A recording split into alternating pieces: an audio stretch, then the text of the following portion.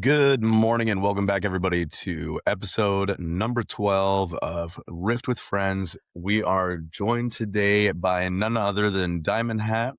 He is a very highly competitive professional player who represents Team Mathelion, known globally for their high ELO ranking in TCGs, and they've really come to take over the Riftbound scene, especially in the Europe area.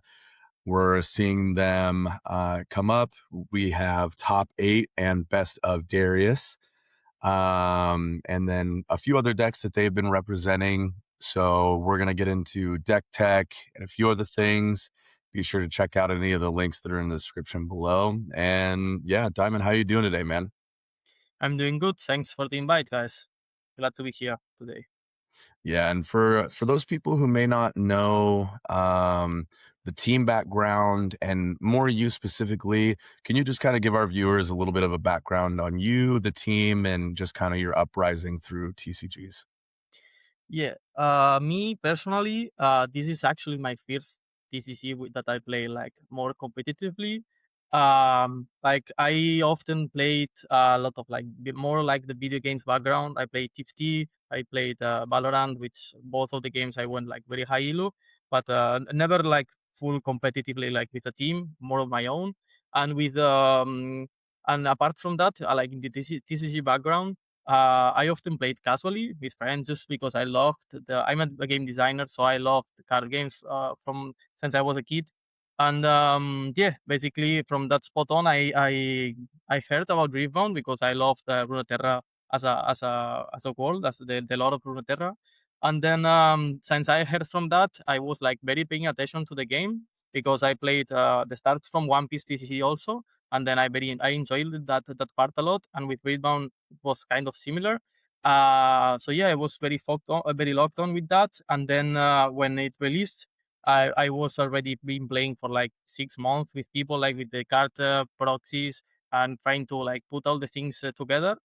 And yeah, since that I was playing, I couldn't go to the first regional because it was in the United States. I'm from Spain.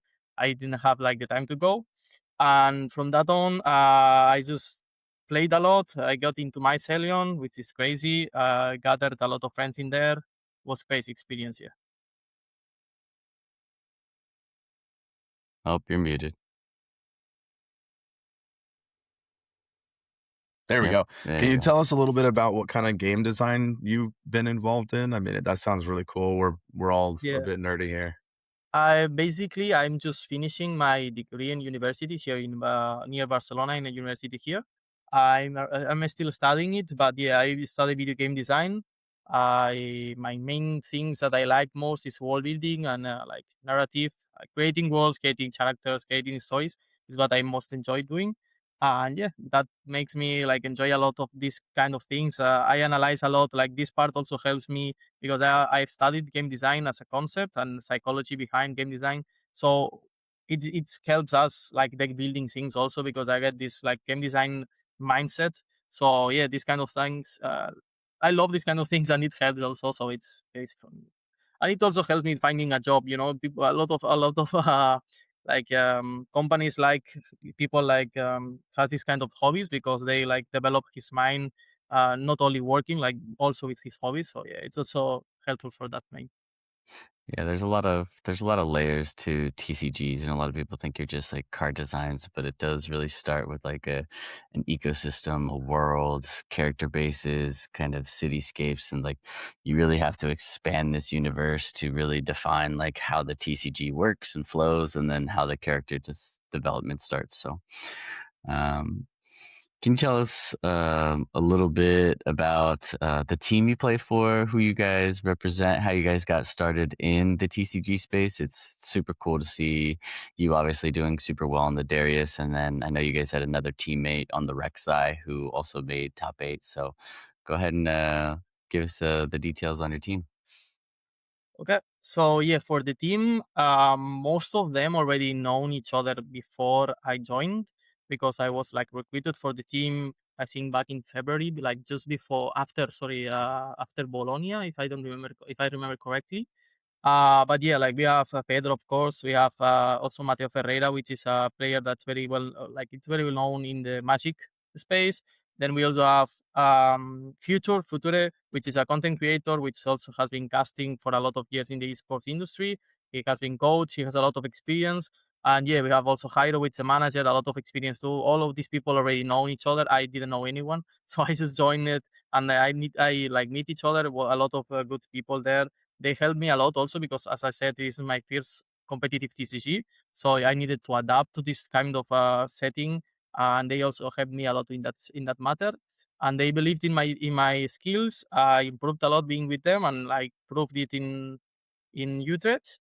And yeah, like as I said, there's backgrounds from other TCGs, Lorcana, Magic, a lot of good players with a lot of good results. And we recently added to the team people like Estacio, Jose, which is the one that won Best of Rek'Sai in Lille, if I remember correctly, and also won Best of Sivir in Bologna.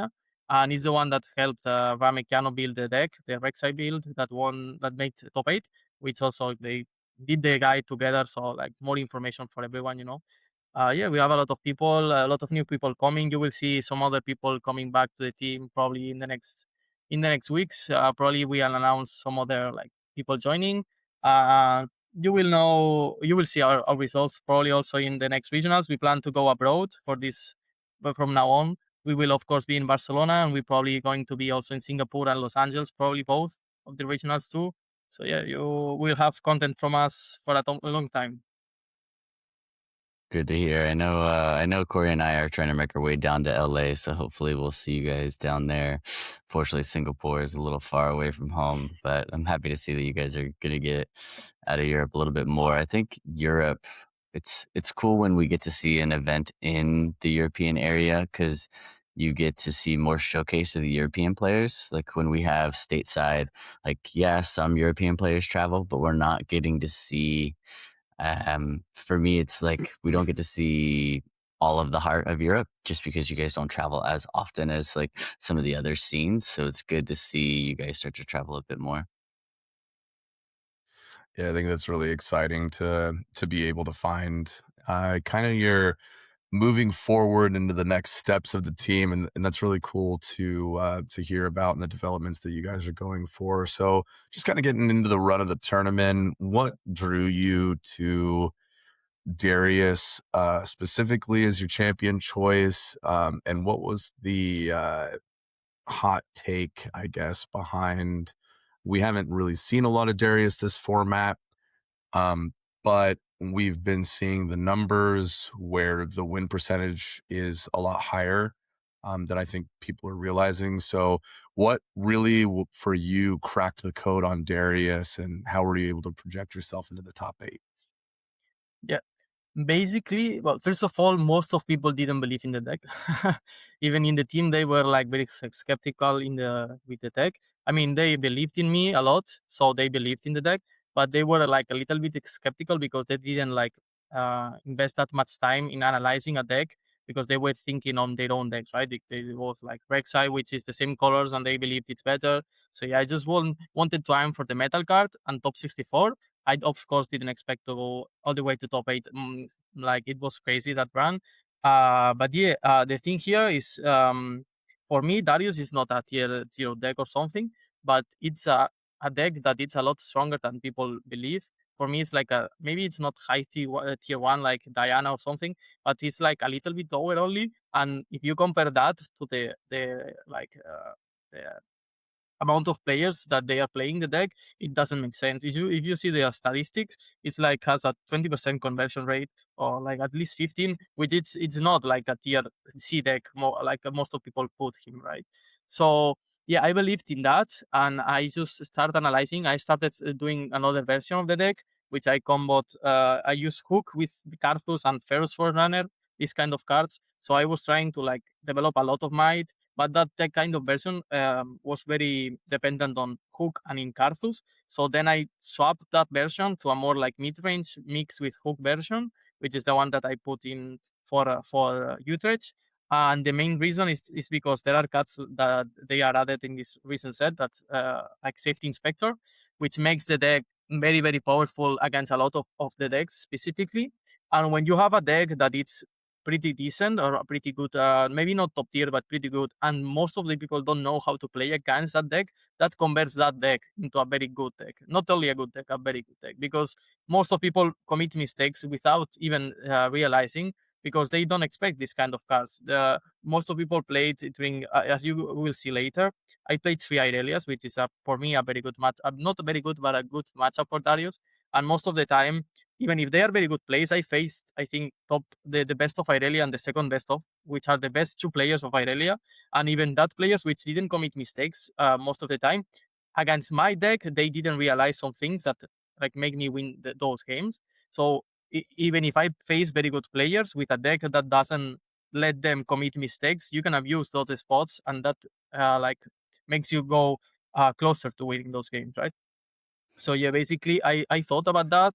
I thought about the meta, which kind of decks would be available, or more like in top decks. And we see Diana, we see Yi, we see these kind of decks, and these matchups are good for Darius. So I said, okay, if those are good, I have my mindset, just go for it. And then it happened. Of course, I had a little bit of luck. Of course, if you don't have luck, you cannot go all the way through top 8.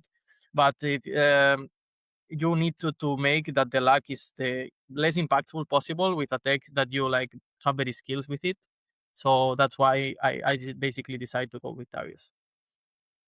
Yeah, that safety inspector card is, I think, some very, very good tech. I mean, I play a lot of Yi and Aurelia myself, and I run Rune Runner mainly in my Master Yi. And so dealing with the Rune Runner, I'm always having to sacrifice it to cards like Safety Inspector. So I like Safety Inspector quite a bit, and I'm surprised we don't see it kind of more often.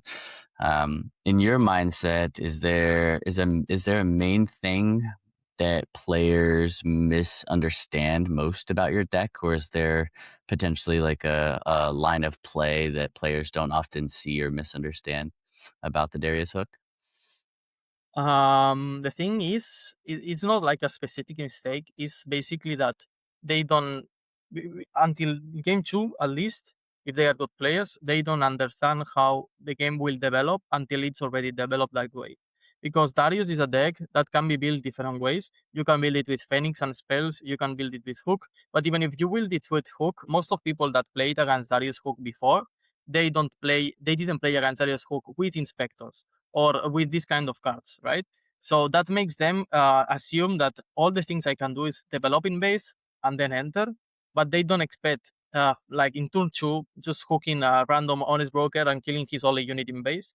So I conquer, I get the value back because I have a 3 might in base, and they basically are board wipe.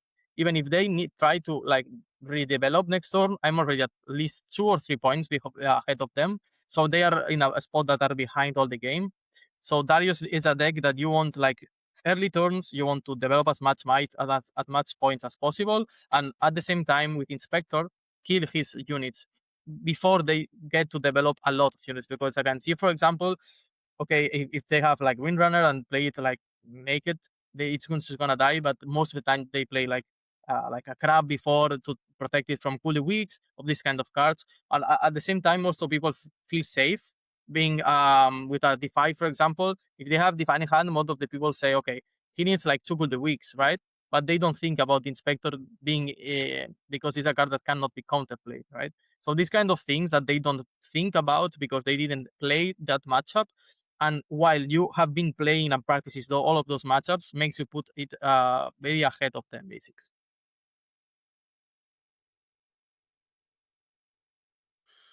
Gotcha. That that makes a lot of sense. So, is there any we kind of touched a little bit on the Irelia being a easier matchup for you, possibly. So, are there any other decks that you're just like, this is a free win? And then, is there anything that you specifically, when you're playing some of these matchups, the lines that you're going for, is it easier for you to execute some of those lines with people not knowing the deck as much, where you're just not seeing people counter you, or how does that interaction take place? Yeah. The best matchup for Darius with my version is Aurora. Aurora, it's not free, but post sideboard.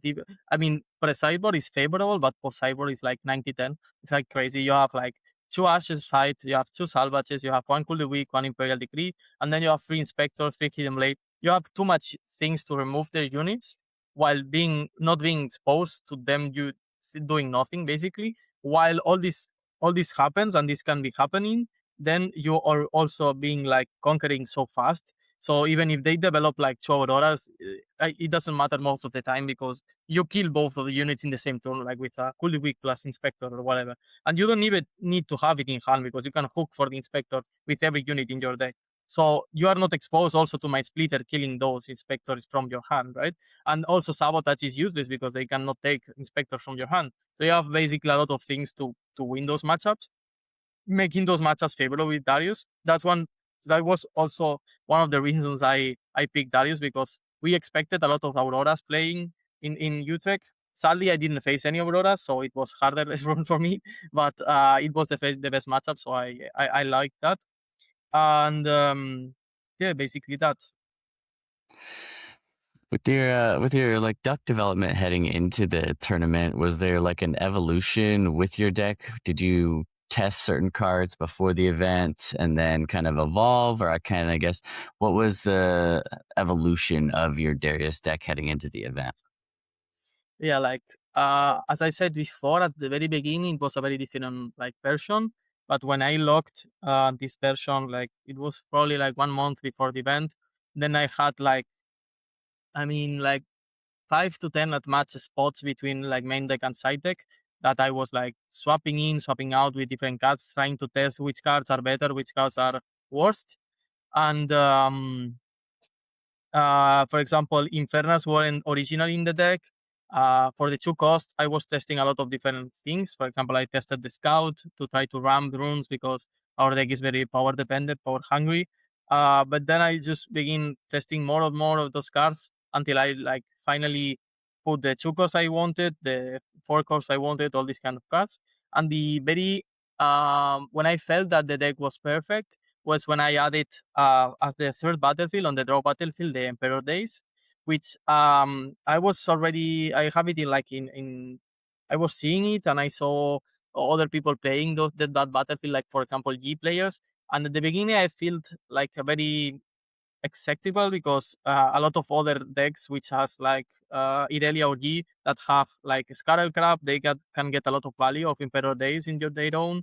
But on the other way, I get more value of them because I can just replay Vice, Infernas, I can replay Matrons, Vanguard Captains, I can enter with Xin play Xin again in base, enter to the other battlefield. And the main thing, I can replay Inspector every turn because I can just enter with Inspector, going back to hand, and play it again, kill the Sun Soldier, allowing me to conquer this next turn the same battlefield, right? Because they're on a unit there.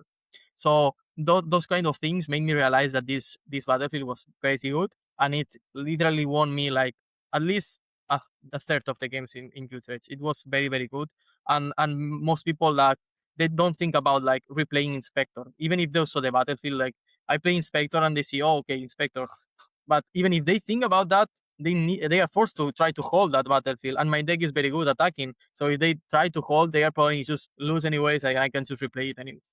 So it's very good against a lot of matchups.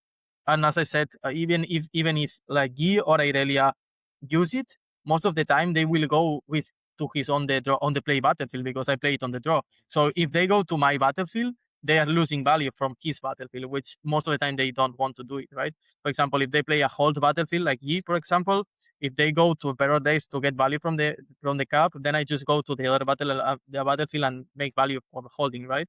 And it really is the same. Yeah, my cat is crazy. I don't know what he's doing. He's just jumping in the room. Sorry about that. No, you're good. It's awesome to see the cat running around in the background. It's been entertaining, but not Yeah, more we had entertaining a than hearing fun you interview talk. with Frosty, who had his cat running back and forth on his like like 4-story cat post. So, and Cat as you can cam. see, I got my doggo. He's just big chilling over here. He's just chilling in his kennel right now, napping away. Yeah. So My cat's in the cat tree just sleeping, and then my dogs are hanging out downstairs. Good times. Love the animals. Shout out to all the animals and animal lovers out there. So kind of getting back into it. Your run was nothing short of like phenomenal. So when we're looking at your stats, wins, losses, win percentages, there's kind of a lot to unpack, especially because people weren't expecting Darius to really be even showing up in top 32, let alone top 8. So why did, or can, I'm sorry, let me rephrase that. Can you walk us through your Swiss rounds? And then was there a matchup specifically, whether you won or lost, that was really exciting for you to play, that brought a lot of either elements of uniqueness? But yeah, just kind of run us through your run. Yeah. So in day one, I ended up 7-1. I had the bye first round, so I only played like 7 rounds. And then in the last round, I faced my teammate Squirrel Pedro, which won the event. Was my only loss, which is also crazy, right? I faced him in the last round on day one. Ended up I was like 7-0, and then I went 7-1 because of that round. And he was playing Azir, of course. It's a matchup that's pretty bad because you have also Trifarian. They can abuse Trifarian. They have game one is very difficult to win, and then you most of the time need to win game 2 and game 3, which is what I did in the other Azir player that I faced. I lost game 1 and then I won game 2 with just one card, which is Grand Stratagem. It's a very good card against Azir because they don't have response to that, and I don't care about him having a dice or whatever. I have like 60 mighty, you are not gonna throw that. So I just play stratagem and win the game. And in the last game, I just played the game. I ended up winning because he misplayed one turn with the first Asir player I faced, which was in round 2, if I believe. He was very nice and kind. I shout out to him because I was talking to him like later of the event, and he realized that mistake after the game and he said to me.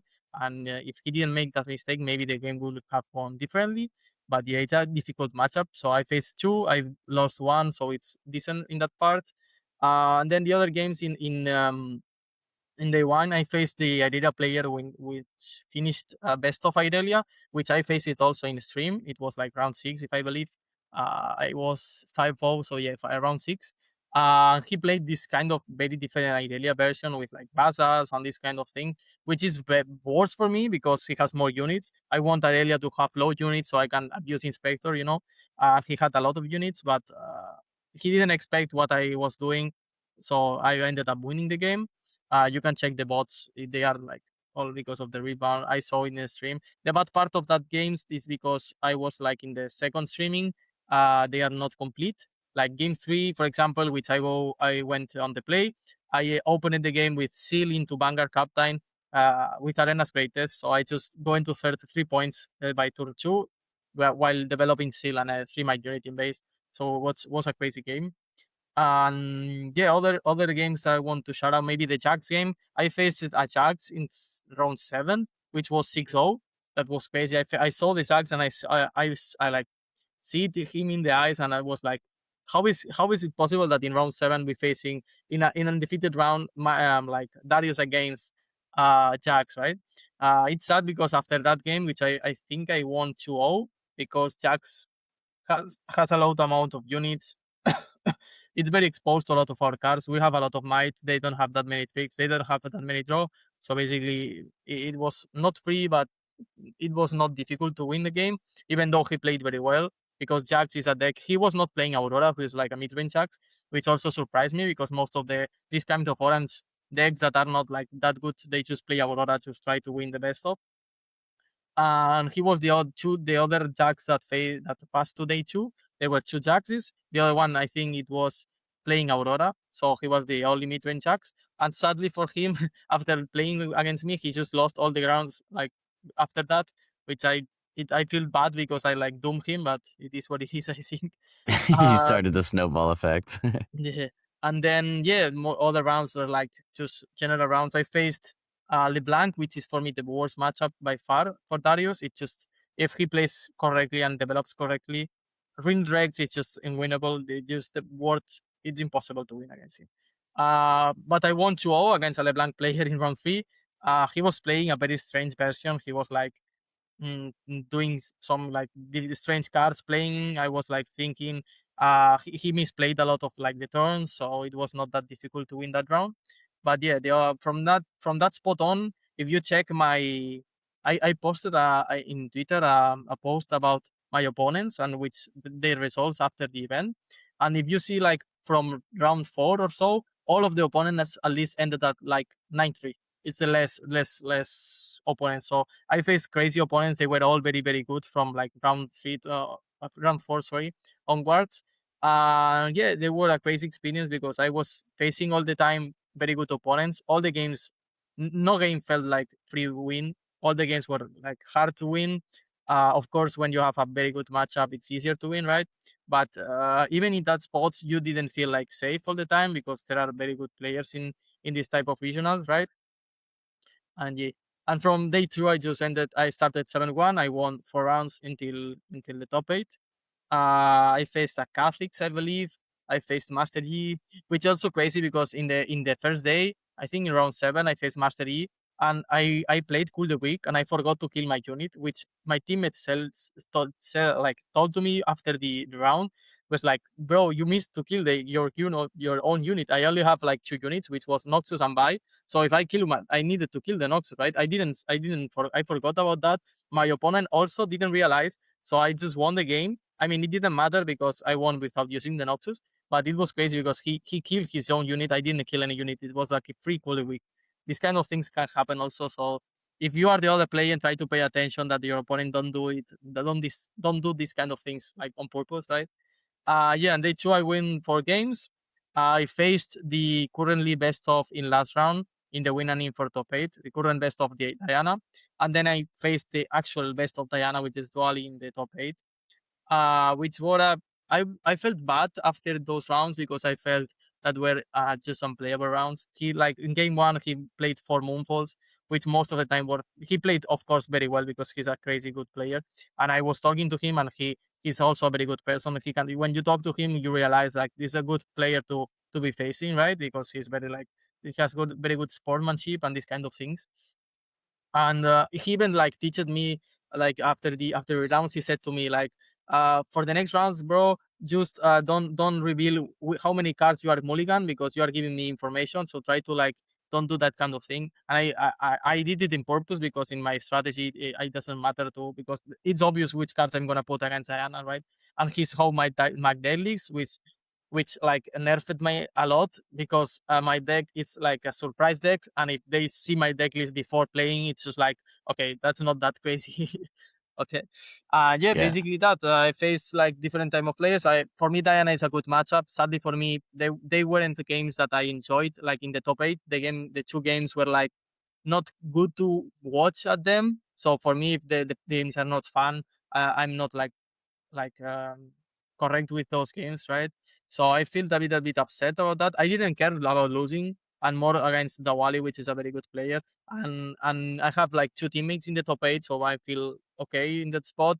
But yeah, I feel like a little bit upset because I couldn't like I wanted to show to the world basically that Darius can win and how powerful Darius is, and I didn't get to do that like in the stream because the games that I lost were like very one-sided, so it doesn't feel great, but Yeah, it is but what it is. I mean, you're only other than Diwali, obviously, which is an incredible player, was to Squirtle too. So it's like the games Yeah. you did lose, they are to top competition, and then your day 2, essentially, you play multiple of the top 8 finishers. So it's like it was a crazy run to see. It's not like you just played a bunch of scrubs all the way through to then make top 8. It's like you had to fight pretty hard, pretty much from round 8 to finals, right? Yeah. Was there a point in the tournament? Like we know some players will watch the leaderboard, some players won't, and they'll just kind of like just play their games. Was there any point in the tournament where you're like, man, I got a good shot at doing this, or were you kind of just cool, calm, collected, and just playing your games out? Yeah, I felt all the tournament because I had the backup from my team. So after every round, we were like cheering each others, and we were like, if I had some doubts, I can say it to them, and even if they are have their own tournaments, right? Because they are also playing like me. Uh, yeah, for me it was like a good experience, I would say. Yeah, there is no any specific game which I will want to point out furthermore, as I said before. So yeah, for me, it's basically that. Yeah. So was there any point in the tournament where you're like, man, like we can actually make top 8? Like, did you just feel confident in every game, In or? I remember like being 5-0 and just funny with my colleagues and saying like I'm gonna win this tournament. I was very hyped up because of course with Darius keeping the win streak, like helped me a lot like in my mental state. For example, if I started day 2 losing the first round, imagine if I go in 0-0 and then I lose first round in the day. So probably the tournament will be a lot differently. Even if I don't want that to affect me, it will affect me in some other ways, right? So the things that basically because I won all the games in day 1, like with a streak, I only lost last game against my teammate, so I wasn't upset at all. So I went happy to the apartment. I could rest, not more because I had like a university task to send before Sunday ends. So I woke up like at 6 a.m., only sleeping like 3 hours to just finish the task before the events started. And then That's I went to the crazy. event. Yeah, that was crazy. And then I started the event. I just keep winning, and that helped me a lot in the mental state. Most of the people like were in the winning because if you lose one game, then you cannot put in top 8, right? But for me, all the games feel the same. I was in like a crazy mental state where I didn't care about because I know I would win. My cat is so yeah, I was very hyped up. I even entered top 8, and I felt like like if I knew I won, I was designated to top 8, right? And then in the top 8, it was at the same time the same feeling, but the other way. I felt like I should lose in the first round of the top 8, like mission accomplished. My teammate Pedro was like designated to win. If he wins back to back, it would be crazy, which is what happened. So I felt very proud of him because he's a crazy player. He's a very good teammate, also, and a very good like person to have in the team. So I didn't even care about losing. Like from being 8 to second, or I ended up 6. Like, I think because of the seeding, but doesn't matter. Like it's the same. You just get a little bit of extra money, like for the prize. The other prices are like you only get more money or more prizes if you get first, right? So I didn't care about him getting first. So I um I was like happy to lose against a player like Tuali. Another champ. I mean, I only lost to like 2 champions about the other regionals, right? So and with Darius, which is crazy. It's a crazy part, right? So I feel very proud Mhm. about myself and about what I built to the event. So yeah, that's basically it. For me, it was all the time feeling safe as and confident about my skill. That's awesome. I mean, it's really cool when you can kind of get the wind behind your sails in a sense and really push through. So, kind of getting into the deck tech a little bit. How much testing did you do before the event? And were there any last minute changes that you made? Yeah, I tested a lot, as I said. I think I decided to start testing Darius like maybe one and a half months before Utrecht. Um, and then from that point on, I was thinking that okay, I'm gonna invest like 1 week or 1 week and a half because I had a very big the biggest tournament here in Barcelona, like in a week and a half or something like that. And I said, okay, I'm gonna prepare this deck for a week.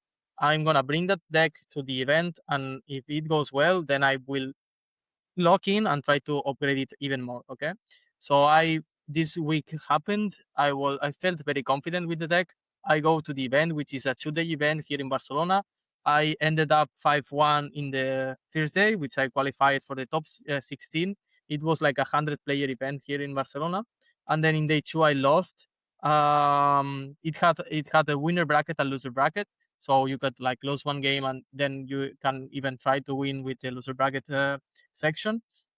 I faced two LeBlancs and one Etrell, which are the worst matchups like with Azir.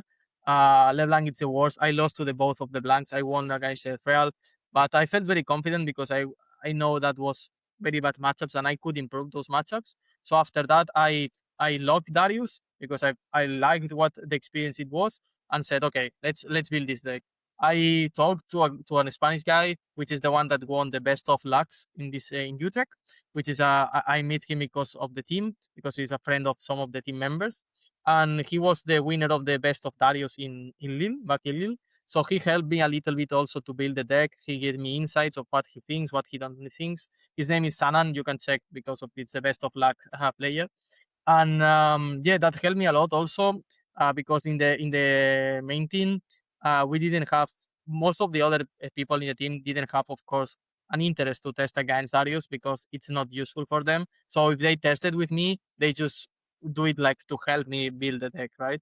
So that made me a little bit of lacking games like with analysis, with deep analysis of the team. So I sent it games to them. I got help from them, but the big person that helped me was this guy because he was very into Darius. He was thinking of bringing Darius, but he Yeah. ended up because of the Lux combo that it got revealed like a week before.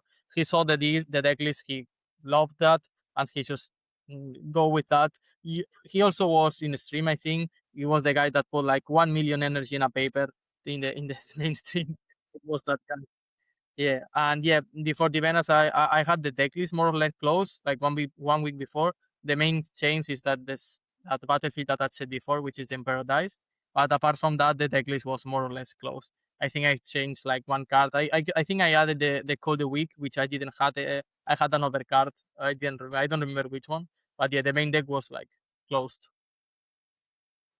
That's really interesting. I mean, there's a few cards in here that I definitely would not expect to see coming out of a Darius deck, which is awesome.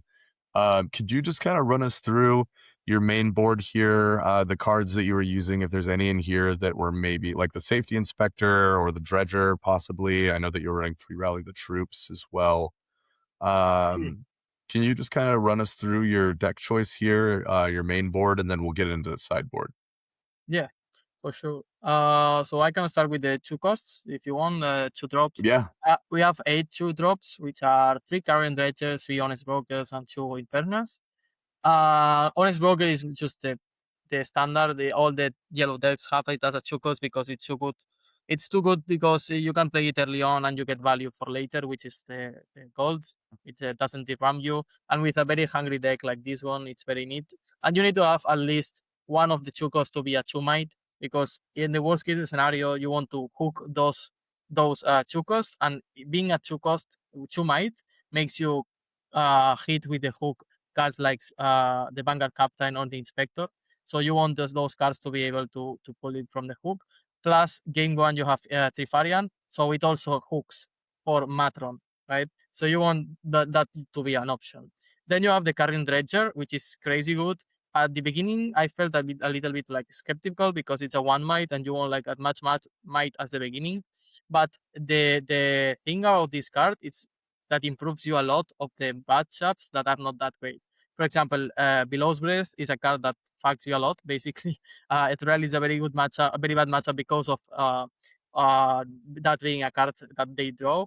Diana, for example, is not that bad because they don't have in their decks those kind of cards, so you don't care about they being blue color. But against other decks, you need cards that replace itself. Also, cards like Ruination against some yellow decks that are like Poppy, for example. It protects you from those kind of cards, so it's very good. And in the worst case scenario, you play turn 1, for example, you enter, even if they kill it, you don't care because you can reconquer next turn. So even if you're not holding, you guarantee having 2 points for turn 2 if you play turn 1, right? So that's also a very good thing to have and allows you to play ambush cards like Inferna or B next turn without playing any other cards because it's already ready the bird, right? So you can just play Carrion Dredger. Imagine you are going on the play, you go in for next turn, you have 4 runes, you develop whatever, even maybe if you are lucky, you can have like Honest Broker or whatever, plus Noxus. But if you are unlucky and you need to like play Hook, for example, just to develop something, if you have buy in hand for next turn, even if they enter and trade the bird, you can re-enter next turn with the bird and the buy. So it allows you to win the spots where you are in a disadvantage also, okay? And then you have Inferno just because it's the best to drop for late game. The bad part about Inferno is that Vex is a card that exists and it's crazy and ambush deck, so that's why you only have 2 cards. But with Emperor's Dice, the Battlefield is also a very good combo card because most of the times you don't want to play Infernas your turn 1, but with Emperors you don't care because you are going to replace it with the Sun Soldier, right? So you can just play Inferna, go there, and recall the Inferna back to hand. So that's why I chose these 2 drops. And then you basically have the core engine of the Hook, which is 3 hooks, 3 vanguards, 3 matron, which is the like standard Hook engine. And then you have the 3 Chinzaos, which is like similarly because you want to have ready units. Unless you have pikes in the deck, you don't have any other like options to play. And Chinzao is just better because it has tank, and the tank, it's most of the time like people don't think about it, but it's a very important thing to have. My cat is so crazy. I mean, normally he doesn't do this kind of things. I don't know what's happening. I think he's like hungry or something. But yeah. Yeah. He's hoping that the Darius win here today also. Yes, exactly. Yeah, so yeah, Chinzao is very good. It can be hooked, it can be put with the Matron. It also can be combat very well with the Emperor dice because you can enter and then play it again ready and enter to the other battlefield. So you have a Chinzao ready 2 times in this turn. And then you have rally the troops to combo with the matrons.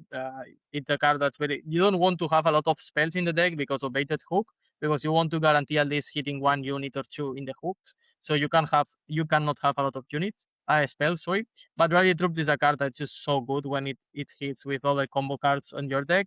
And in the worst case, it's just a cycling card, which you need because you don't have any other cards to throw mainly in the deck. So it's very important to have. Also, we have the Noxus Hopeful, which I forgot to mention when I was talking about the 2 costs. You don't need 9 costs, even if you miss 1 because you have Noxus. And on the draw, you can just hit any other card that's 2 costs, 2 costs energy or less, and combo it with a Noxus Hopeful. It can be also hooked for any cards of your deck. You can play buy from Noxus, you can play Matron, you can play Vanguard, you can play any other cards on your deck. So it's very, very good. And it allows you to have one of the best turns in the game going on the draw, which is playing 2 cost plus Noxus. You develop 2 bodies, you have like 6 mites in board. Most of the decks cannot compete against that early on, so you are just going double conquer next turn. And most of the times, those decks, because they know they can defend, they just keep the units in base. So you can enter and then you can just hook one of those to get value back in base and then leave the Noctis Hopeful defending for 4. So they need to expend resources while you didn't expend anything to conquer. Yeah, and you're rarely ever casting Noxus for 4. Like most people assume like, oh, it's a 4 drop. I'm like, yeah, but you're probably not playing it for 4 very often. Yeah, you have also the seals, which in the worst case, you can even play, if you don't have any 2 drop, you can play like seal plus Noxus Hopeful on the draw or on the play. Both are okay because you have the Legion ability from Darius Legion. And you can also play like seal plus Vanguard Captain on the play, which is of course the best turn 1 in the game right now because you develop 5 might in turn 1, which is just crazy. And even you have 3 bodies, right? You can just double conquer with the recruits and you still have a 3 might that can be hook next turn because you have seal in board, so you can just conquer with 1 unit, 1 token, and with the Vanguard play hook, and with the Legion ability for Darius, you can hook the Vanguard, and if you hit a Matron, you have hook, seal, Vanguard Captain with 2 units, and then you have Matron with the other Vanguard Captain and 2 recruits again. So you're mostly insta win the game. Of course, that's high roll spots, but the thing is that no other decks had this high roll spots available, right? So makes your consistency better because even if you don't do it, don't do this kind of plays, you will also have a good spot. But if you do hit these spots, you basically win the game most of the time. So this makes the deck very, very good. I only run 2 seals, mainly because if you draw both of them or 2 or more seals, you don't want that to happen because you don't have card draw. So if you 2 of your cards are seals and are in the late game, you are very, very low in resources. So you cannot allow to the option to draw 2 seals consistently in any games. That's why I run 2. Then we have some like flex spots like Falling Star, Grand Stratagem. I run both of those in the main deck because of the meta as it is right now. Most of the decks, even purple decks, don't have responses to Grand Stratagem in the main deck. And the good part of Grand Stratagem is that if you don't see it in the first game, most of the time they will take out their big counters if they even have it in the first game one. Because they, for example, if they draw with them in game one, I didn't play it in all the game, they feel like it's a dead card in their hand, so they side it out, and you still keep the grand stratagem in those spots, so you can still surprise the opponent with them, right? Then the Falling Stars makes a similar situation, but it's even better because there are a lot of decks that are not green, for example, like Diana. Falling Star destroys Diana. Any cards they play, cheese out Diana, you can kill their main draw engines, and if you kill those with Falling Star, you are just good to go. And there's a lot of matchups like it improves a little bit the LeBlanc matchups, killing the Karthus. This kind of the matchups that they develop things and they feel safe in base, it's just very good. And because not of most of the green decks also right now in the meta don't run not so fast, that makes Falling Stars a lot better. And it combos very well with Safety Inspector because most of the people when you play Safety Inspector, even if they expect it, they feel safe because they can just develop, like for example, they develop two costs and they have one big unit and they tapped out and they feel okay, you cannot kill my units, and then you just do Falling Star to the like low might units and kill the big one with Inspector cool the weak. So it combos very well with those kind of cards also. Also, Safety Inspector is crazy card in hook versions because you can hook any of your units mainly in the deck and find it for free basically. And because if you have, for example, Carrion Dredger, it combos very well because you can kill the Carrion with the Inspector ability and you don't lose any unit because you get the beard back. So it combos very well. And then you have Buy, crazy card against Master E. And I think I don't miss any. Well, you have also like Hidden Blades. I think don't need to explain why Hidden Blade is good in yellow. It's just crazy good. It's good for being aggressive. It's good to in this deck because you don't have any card draw, so it allows you to kill. For example, Carrion Dredger, as I said before, you get the value back with the bird, or you can kill the Honest Broker, which you get the value back with the gold. So most of the time, you don't lose anything by casting Honest Broker. I mean, Hidden Blade in your own units. Yeah, I think for me, being able to have access to not only Call of the Week, you have Hidden Blades, you have Falling Star, and then Safety Spectre on top. Like, it just really protects you and insulates you a lot from a lot of these decks. Like, you can get into Rune Runners, you can get into bigger units, you can deal with, a lot of these units that people struggle with that aren't in the combo of yellow red. And like Rek'Sai obviously plays a little bit of this, but it's not as kill spell heavy, I don't think, and I don't think it can get as big as your deck can get. Like there are some good might combos that you can just really have pressure on the board, and so it's nice to be able to see your spell combination plus your might combination, and I think that's what makes this deck fairly unique and kind of hard to deal with. Especially like Aurelia would probably have a very hard time dealing with so much kill heavy pressure. Sure, Aurelia can save herself once, maybe twice, but like she can't save herself indefinitely, right? And Master Yi, you match up very, very well with that. We already talked a little bit about being able to kill Rune Runners and being able to, like, that's one of my harder matchups is like, cool, you can't Hidden Blade it, but then you can Call the Weak if I don't have another unit out, or if you do kill that other unit, then you can just Safety Inspector right on top. And it's like, well, I didn't have 3 units out, so I like this deck list quite a bit. Was there... Let's switch a little bit into the meta questions. We've got some just generic questions for you. Is there anything in the current meta you think is underrated? Like, obviously, you're flying with one of the underrated banners with Darius, but are there any other champions out there that you think are underrated that people should continue to check out or try to strive for? For me, I think the meta isn't solved because most of the time we see like this kind of decks like Rek'Sai, Darius, this kind of decks that are not that much in the spot of people, right? And they do very well if in good hands. And the good part is that because we start to have a very big pool of cards, we can have a lot of different versions of those decks, right? So for me, I think, for example, Ezreal is a deck that's very, very good as of now. The problem with that kind of decks is that they have like very bad matchups and very good matchups, right? For example, Darius has one very bad matchup, which is LeBlanc, but then have one very good matchup, which is Aurora, and then all of the other matchups are like more or less even. You maybe have a little bit of an advantage or disadvantage, but like you can win any matchup.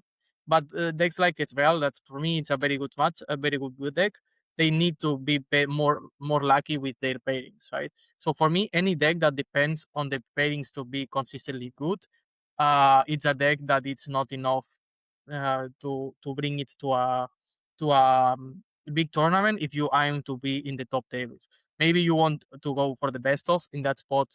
All of the people around you will be in the same difficulty spot. Like if you go with Ivern, for example, which is of course a deck that's not strong, all of the people going with Ivern will be in the same spot as you. So of course, it's a risk that you need to take. But when you are trying to go to the top 8, for example, or to win the event with a not that played deck, you need to think about that deck being consistently good and not depending on the matchups that you are facing, right? Maybe you depend on not facing, for example, with Darius. Of course, I depend on not facing like 4 blanks in a row, but it's not likely to happen, right? I face one LeBlanc, I don't face any Auroras, so I face one of the bad matchups and no of the good matchups, and then I face like two Azirs, which are bad matchups. I face then three Aurelias, which are good matchups. So it's more or less even. You will get bad matchups, you will get good matchups, but you need to be able to win all of those games, not like unwinnable match. Okay. So that being said, for me, there are decks that are good but are not that great consistently against all of the decks. For example, Rengar for me is a deck that can be very good because as we saw, Sam Sherman, for example, went top 2 with that deck, which is crazy. But mainly it's because he's a very good player, not because it's a very good deck, right? So you also need to pay attention to those kind of things. Then we have Annie, for example, with Prisma, which is kind of a similar spot, but Annie is more consistently good. So yeah, for me, it would say it's real, even though it has these kind of matchups that are bad. But it's a deck that can be very good in good hands. And as of now, there are very, very big different like type of Ezreal decks. So for me, I like it a lot. And the other deck will be Rek'Sai. It's not like under the radar now because as we know, my teammate like finished like 5 with Rek'Sai, which is crazy. But it's a deck. All of the yellow decks are very good in this meta, basically. Yeah. If you want to go in for a best of, I will always choose a yellow deck for me in this meta because it's very, very good against the current meta, right? So for example, Poppy Aurora, for me, it's the best Aurora deck. For me, it's crazy. That deck, it's actually crazy to play with. I almost lost in the provisional challenge against one Poppy player, which is the one that end up winning the best of, split it with another guy, if I remember correctly.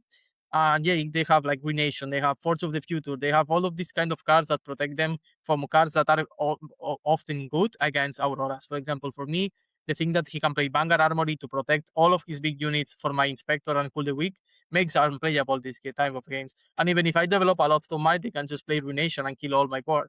So it's a deck it's very out of the radar, and for me, it's one of the best Aurora decks. So I will also want to shout out that kind of decks. I think they are so fun to play, and they are more strong than more people know. Yeah, I think for me, the Poppy Aurora deck is how the Aurora card feels like it should be played versus like the Sivir and MF where it's just like ramp and then I'm just going to play for my 3. Like the Aurora Poppy version feels similar to how Yeah. like Baited Hook plays, right? Like you should be playing it into drawing a myriad of options versus just trying to go for your one hit KO. Like MF and Sivir seem like very glass cannon versus like Poppy's like, Yeah. I've got And tricks, I've got you bags, have I've got also tons of like stuff that I the can do. heralds, and you have sacrifices. You have a lot of things that prevents them from losing value to dying. For example, Inspector cool the weeks. If you cool the week or Inspector Herald, they can just replay any other unit in base. And they are also very good to defend because the dead nail abilities, if you try to kill them in Showdown, they can just replay an Elder Dragon, for example, and kill your units, or a Harness Dragon. And then you can just wipe your board with, like, for example, Flurry of Blades. So they have very a lot of combos. They also have available the Poppy champion, which is a 5 cost that enters ready if you have like 3 points or whatever. I don't remember, but it can enter ready. And the good part about that card is that it can bait a lot of players. For example, if you play Poppy with 5 runes and the opponent with 6 runes, for example, the opponent thinks, okay, he cannot play Aurora next turn, so I just gonna develop, and then you just sacrifice in response. You get 1 rune, and then you get 2 cards, and you can play Aurora with, unexpectedly. So it has a lot of options to get the opponent like in a bad spot because they didn't think about what you can do. It's similarly to Darius because you abuse a lot of the opponent mistakes and misinformation. So these kind of decks for me are the best meta calls because the decks that abuse more of the opponent's mistakes and let them commit more mistakes are the decks that are gonna be better overall if you want to surprise in the event. Of course, you can go with a meta play deck like Lee Sin, not Lee Sin, sorry, Master Yi. If you go with Master Yi, Lee Sin, it's not that great, sadly. If you go with Master Yi, you know, if you're a good player, you know you can do well, unless you have very bad luck. But in the same spot, you know, all of your opponents will know how to play against you. If you face a Poppy Aurora, you will probably not have tested against Poppy Aurora, and the Poppy Aurora will have tested like 30 games against Master Yi. So you will have all games as a disadvantage in information. But if the other hand, if you play a more less played deck like Darius, for example, you will have the information advantage in all the matchups you are gonna face. So for me, when you are a good player and you have confidence in your skills, having the information advantage is more important than being a bit stronger overall. So for me, the meta calls and the best decks to take for a regional are the decks that can abuse these things. I like that a lot. I've stuck with set for a long time since the set one, but jumped back and forth a little bit between Kingpin and Brawler, and I've actually kind of been working on a new strategy with it where I actually main board Brawler and Kingpin is the chosen. So game 1 or 2, depending if I'm going first or second, I can swap between the two rather than it taking up a sideboard slot, because I feel like there's a little bit more real estate in set just with those cards. But is there a champion or archetype that you are excited to explore next?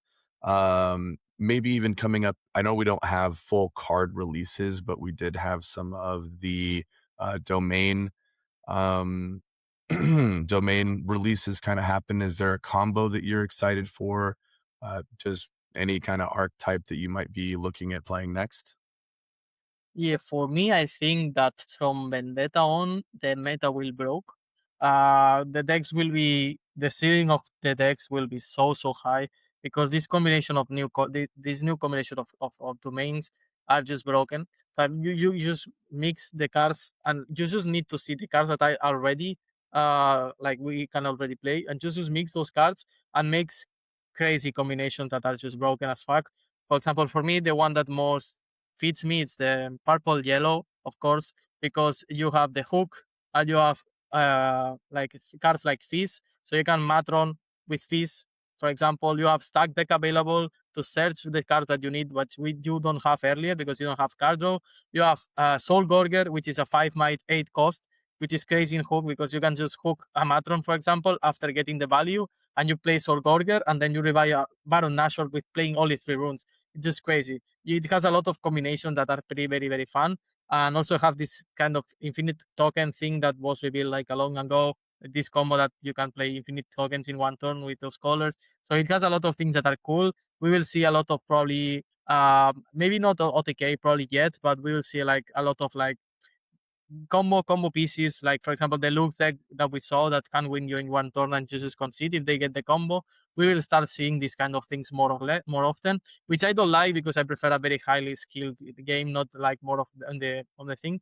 But on the other way, if they, in the game design side of Rebound, if they can avoid these combos to be a very big part of the meta, if they are very niche and very specific, and they need, for example, like the Lucia combo that you need to have like 3 cards or 4 cards to do it. Those kind of combos are fun to have because they are not realistically in the meta as a competitive play, but they need to be very careful, and I'm very afraid of them saying that the sets are also all being like, they make like 10 sets or 20, I don't know how many they made in advance. So they not being able to swap cards because they already did all these sets before, makes me feel a little bit worried. The other thing is that I feel that they listen a lot to the community and to the community that's competitive.